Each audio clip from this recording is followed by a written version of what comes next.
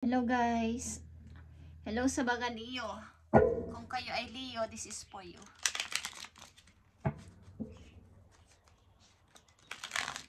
Today is November 8 guys. Okay, sa mga Leo, ano na nangyayari sa inyo guys?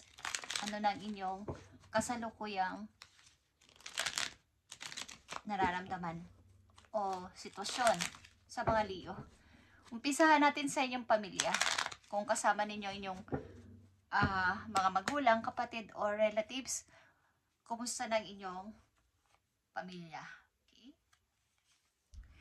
Knight of Wands. Okay. Sa inyong pamilya, kung kasama nyo ang inyong pamilya, mga magulang, kapatid, or relatives, medyo may mga plano kayong pagsasaya o mga parang event or may gaganapin sa inyo na something, celebration. Guys, may plano. Okay? Sa mga ilang Leo, meron kayong gaganaping pagtitipon o may plano kayong pagtitipon na parang may kasayahan, may celebration. Okay. At sa pag-ibig ninyo, Leo, sa kasalukuyan, sa pag-ibig ninyo, kayo ay single. Okay? Wala pa naman kayong pag-ibig sa mga Leo na nandito. Parang tinutupad nyo ang inyong pangarap. This time, wag mo nang tumingin, wag mo nang, hindi maging, parang, hindi mo na big deal. With or without pag-ibig, o lalaki o babae sa buhay ninyo, this time is, okay na naman because nag-i-enjoy kayo sa inyong work. Okay? Sa inyong alalahanin, guys, 5 of Pentacles. May mga kaunti kayong problema sa inyong ipon. Bagamat kayo trabaho ng trabaho, may konting sakit ng ulo sa inyong kayong nararamdaman. Okay. May mga isipin about sa money.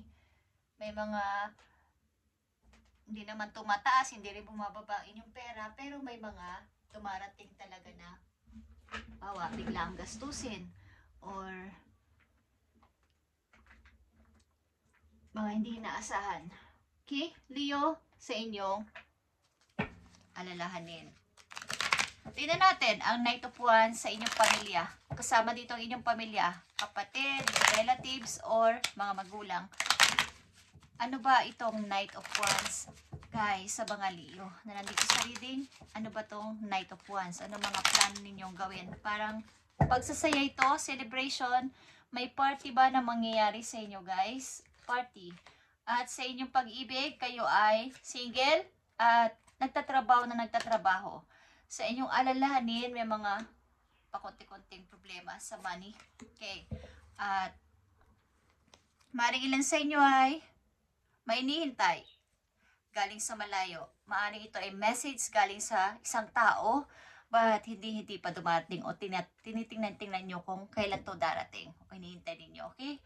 So, sa inyong pamilya, okay, may pagtitipon na mangyayari. Maaaring reunion, maaaring pagtitipon ng buong pamilya. Kumbaga, may darating. Kaya may isi-celebrate because may darating, may pagtitipon, may reunion, guys. At andito ang 8 of Swords. Kaya lang, may mga tawag dito. May mga pamilya kayong kasundo, may pamilya ding hindi. So, may mga konting complex dito, guys. Okay? Merong nagbibigkis-bigkis, meron din na maghiwa-hiwalay. At hindi nyo kontrolado. Kung kayo ay may reunion man na mangyayari is may ayaw at may hindi kayong kamag-anak na darating. Okay? Sa inyong buhay, pag-ibig, kayo ay single, at nagsisikap talaga itong 7 of Wands para sa future ninyo.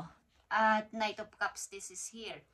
Mga plano pa sa buhay na hindi mo nakasama ang lalaki, babae sa inyong iniisip. Kumbaga, andito yung pag-ipon para sa kinabukasan sa future ninyo. Kung kayo ay single mom o single dad o single na matagal na, nahiwalay na, o matagal ng single is nag-iipon ng money.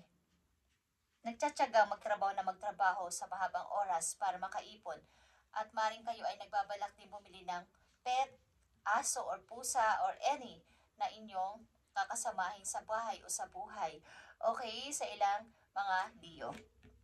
At sa inyong alalahanin guys, Andito ang 2 of Wands, nagbabala kayong lumipat ng trabaho o mga ibang lugar, mga ibang bansa, mga ibang lugar, ibang country, ibang city, because nararamdaman nyo na parang baka nandun yung aking kapalaran, andun yung magandang trabaho, andun yung magandang naghihintay sa akin. At nandito ang Knight of Pentacles. Okay, pagbabalak talaga to na paglipat ng trabaho, paglipat ng routine, paglipat ng mga ginagawa sa buhay, paglipat o pag-twist ng career. Okay, Leo? Dito na ang mga sagot sa inyo. Mga alalahanin. Maaaring nag-iisip kayo na mag-ibang bansa kaya ako, mag-ibang lugar kaya ako. Kasi kahit anong gawin ko dito sa trabaho ko, walang pag-unlad, walang pag-angat at walang paglaki ng aking ipon. At wala akong nakikita future ko dito. Okay? So, ang ilan sa inyo ay nagbabalak, plan na maglipat ng trabaho o maglipat o mag-twist ng career. Okay.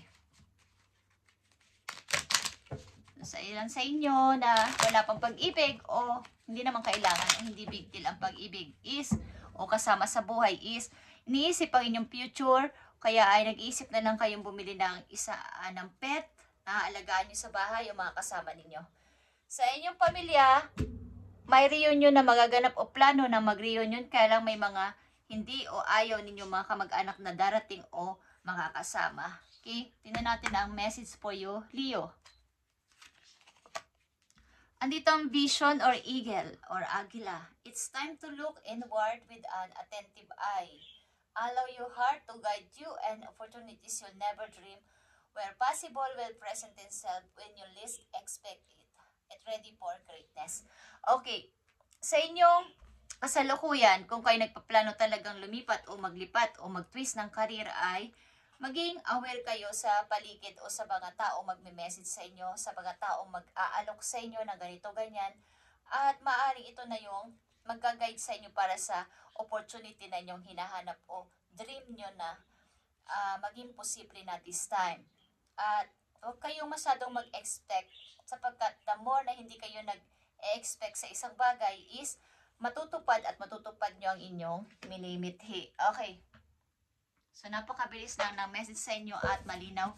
Sa mga Leo na nandito, guys, November 8, 2025. Message today, Leo. Tingnan pa natin ang message for you.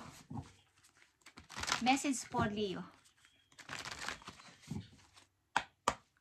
Message for Leo this time. Okay, fellow travelers, okay, kayo talaga ay maglalakbay o pupunta sa ibang lugar. Support is all around you. Sa amang lugar ito, ibang bansa man to, ibang country man to, ibang city man to, ay maraming tutulong sa inyo na katulad ninyong travelers din o mga dayuhan din doon. Okay, galing man tong probinsya, galing man kung saan lugar, ay tutulungan kayo ng mga tao na to. At ito ay inyong fellow travelers din. Katulad ninyo, nagta-travel din at gusto ng maiba naman ang buhay. Okay, maiba naman ang paligid, maiba naman ang mga taong kasama sa buhay. Is tutulungan kayo at nasabi ko dito, ang mga Leo na nandito sa reading today ay maaaring malakas ang presento na makakapag ibang bansa, okay, something, or ibang lugar. Sa mga Leo na nandito sa reading, I need message for you today, November 8. Okay, Leo, andito ang cradle or butterfly shape. Star cradle or nebula. Okay. Tungkol ito sa iyong pag-transform o sa pag-change ng iyong buhay sa mga darating na araw o sa mga susunod na buwan. Guys, maaaring may mga pagbabagong mangyayari sa buhay mo, so ikaw ay maging aware sa mga alok at offer sa paligid na iyong mamimit or may encounter.